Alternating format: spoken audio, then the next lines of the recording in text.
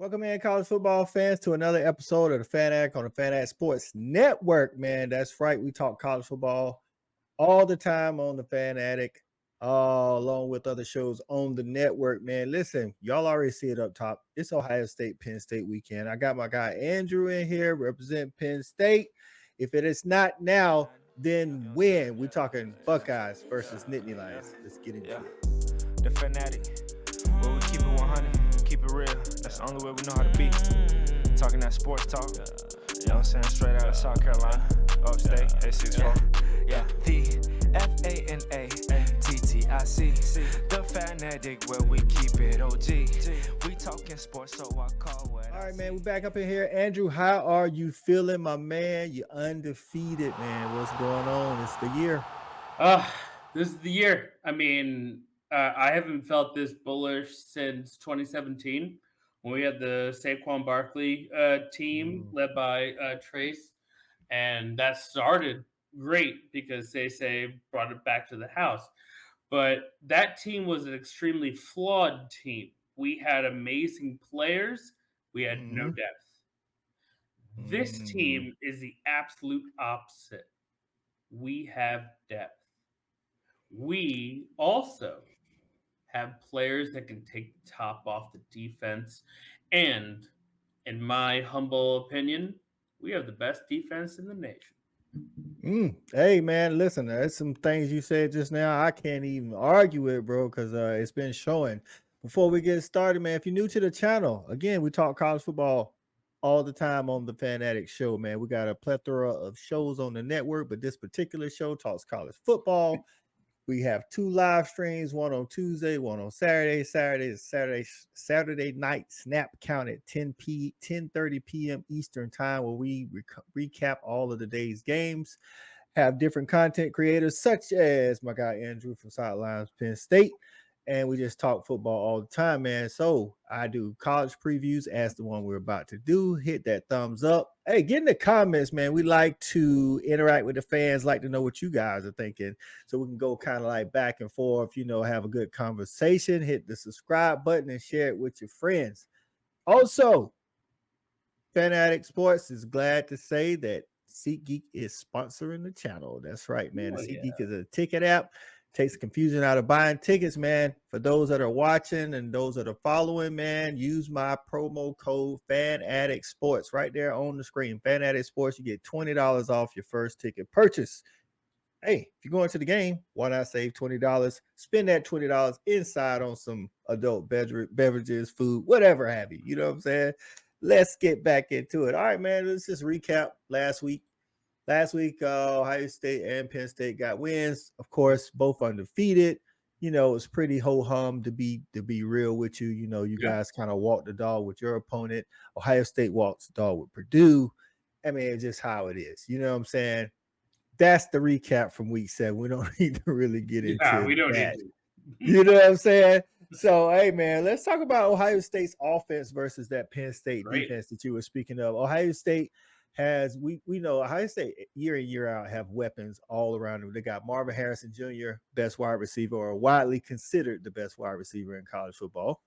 Emeka Buka, probably not playing. Injury, we don't know. They give us week to week, but he's probably not playing. But they should have Trevion Henderson back.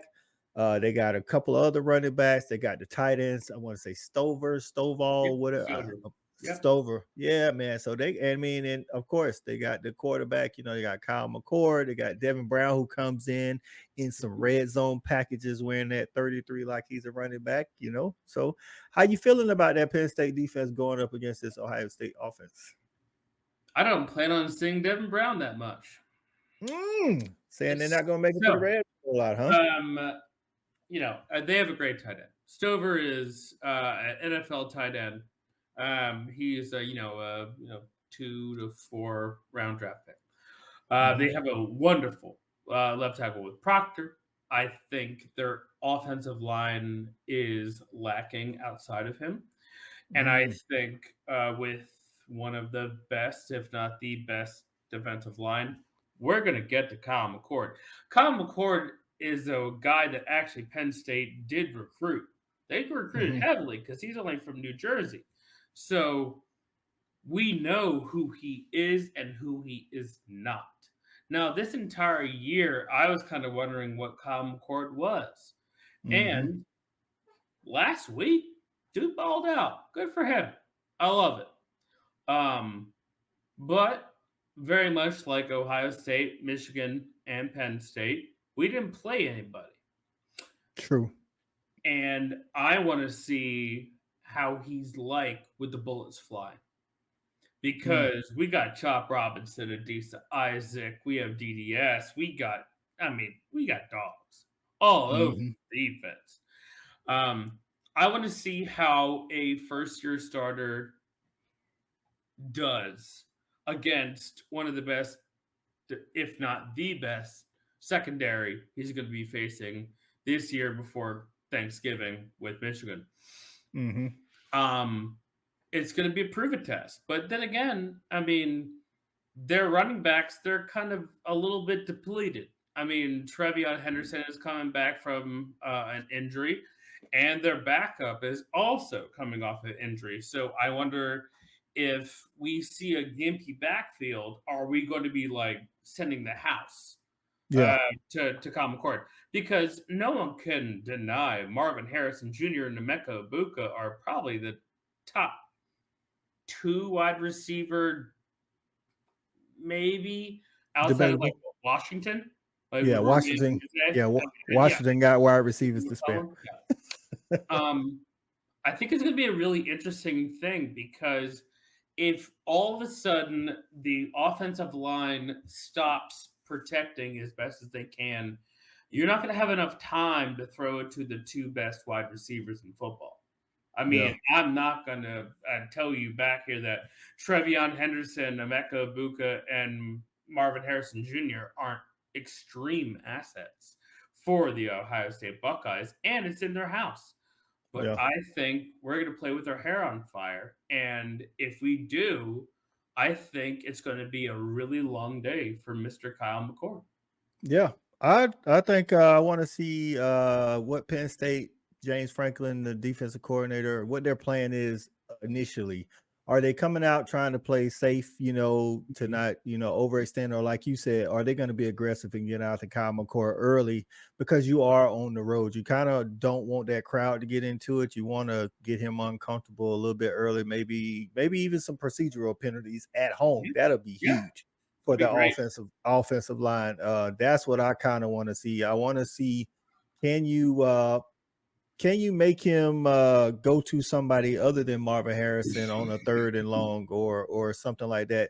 I definitely want to see the matchup between Ohio State's tight end Stover and you guys' linebacker, because when you got a dynamic tight end like that, that's kind of like, I know it's not always the linebacker, but sometimes they're too fast for linebackers and sometimes they're too big for the nickel back. So that I think he's going to play a key, especially with Emeka being banged up and, like I say, possibly not playing.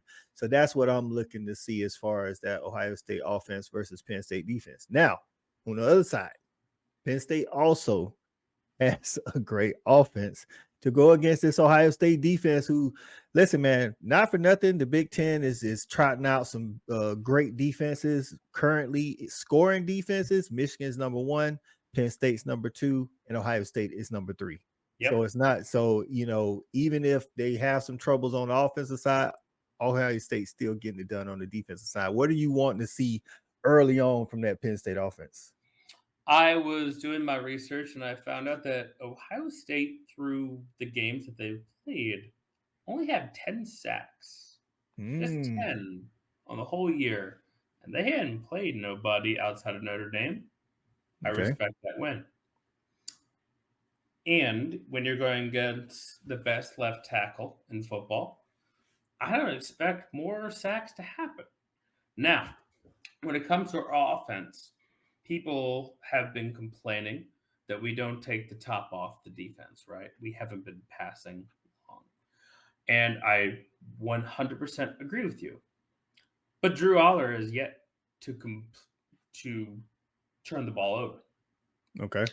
It might be boring football, but it's effective. Here's the thing. I would love for our coveted off-season prize possession of Dante Cephas to go 70 yards on the first pass and just have him like rip it, and then all of a sudden, like all of those things are done. Mhm. And I expect that the Penn State offense has not been fully unleashed. I think that we've been holding back on the offensive playbook. I think that Mike Yursich going up into the booth for the first time, I think he's going to be playing with a lot of different things that he wants to do. We also get Trey Wallace back, who's our third string wide receiver, who's great out of the slot. So he's back off of injury. And Keandre Lambert Smith, who would be a great two in any other place. Mhm. I think he's going to show up. But we wanted Dante Cephas for a reason. We wanted him to be a number one, right? We wanted him to come in and beat teams like Ohio State, Ohio Michigan. State. Mhm. I want them to air it out. But also, one of the trademarks of what Penn State offense has been doing this year, we haven't really been hitting those home run plays on the running ground. Now we have two amazing running backs with Katron Allen and Nick Mhm. Singleton. Wouldn't this be a great time for one of them to just bust a 70-yard run? Like, I I mean, think that would be great. no time like the present, you know. While they don't hit home runs, you know, the games that I've watched with Penn State against the formidable opponents like West Virginia in the opener and teams of that nature, I noticed that the running backs may not be getting the 40, 50-yard runs, but they literally get 7, 8, 6 yards a carry, 10 yards a carry. So, and I think, as James Franklin, he's like, if I can get 6, 7 yards a carry on the ground, then I'm getting 10, 8 to 10 yards on pass play. Yeah, it may take us 8 to 12 plays, but something that does is, first of all, it wears out the defense for the other team. It Mhm. also preserves your defense from having to be out on the field. And with the new clock rules on the first down, clock not stopping until the last 2 minutes of the second quarter and the fourth quarter, it uses up a lot of time, so it takes away possessions from the other team. So while it may be, like you said, and some Penn State fans may think boring football, we all want to see it go up top. It's all like a strategy. So I mean, Yeah. as long as you can stay on schedule, stay ahead of the chains, positive, and not get into a whole bunch of third downs, I think you guys will be good. One thing I never noticed is I feel like Drew Aller, more so than any of the last couple of quarterbacks you have, he's very accurate on the run. So if Ohio State is to get some pressure on them, I know they don't have a lot of sacks, but maybe they got some pressures. But even so, like when he moves out of the pocket, dude's still good. So that's what I've been liking about Penn State this year. I know we talked about it, you and I, in the preseason about him being a Yeah. gunslinger, and you rather go for the win than play not to lose. You know what I'm saying? Bro, I mean, man, you're reading my mind. I said that Drew Aller is one of the first quarterbacks in my lifetime for Penn State that's going to go for the win, then settle for the loss. And if this is this moment, right? And if all of a sudden Penn State does the thing and Drew Aller wins and goes for the win and goes for the long ball and continues to play along with the backfield that we already know can fall forward for 3 or 4 yards, that is how you beat elite teams. And that Mhm. is what Ohio State is. It's an elite team. I have But all the credit in the world, and it's in their house. They're gonna dot the I in halftime and everything, but I want all of those fans to be miserable. And they hey, haven't been miserable against Penn State in a long time. yeah, and this game is definitely crucial for the Big Ten race and the college football playoff. I mean, unfortunately, Michigan, Ohio State, Penn State are all in the same division. Division soon to be going away, so that won't be a problem. But this year, that is. So you definitely want to get the one up on the Buckeyes, man. So now on to the keys to the game and predictions. So before we get into the keys to the game, just state that Ohio State is a slight favorite, 4.5. They are at Mhm. home normally. Vegas gives you 3 points for being at home. So it's kind of almost like a pick 'em, but they're saying Yep. 4.5. So we'll see.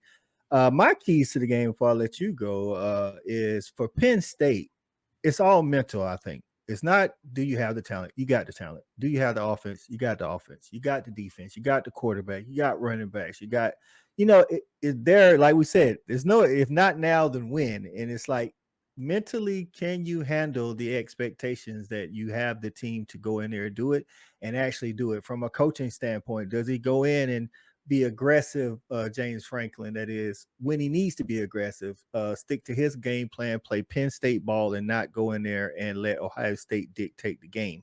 So it's really the mentality of the team and the coaches that I want to see if they can handle this moment, especially in the horseshoe. Yeah. And I agree with that. I mean, how long has the nation thought about Penn State football for more than a couple weeks? Because they would lose to Ohio State or Michigan. That is always going to be our hurdle. And now, next year, when we bring in UCLA, Oregon, USC, Washington, it's going to be a different conversation. But you know what? For 1 year when there's only 4 teams in the playoff and you want to separate yourself. Now, that could be for NIL. That could be for money. That could be for the great recruits. That can be for whatever. Let's do the thing. Let's go to the horseshoe and let's show the nation, or at least get into the national conversation of teams that can win the whole thing. And where does that start? It's this weekend. I mean, Ohio State is amazing.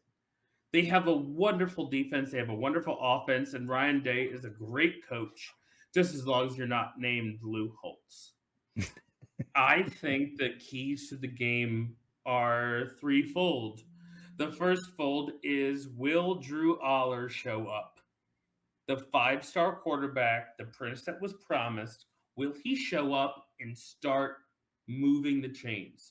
Number 2, will the offensive line be able to take away JT and all those wonderful defensive line guys from Ohio State?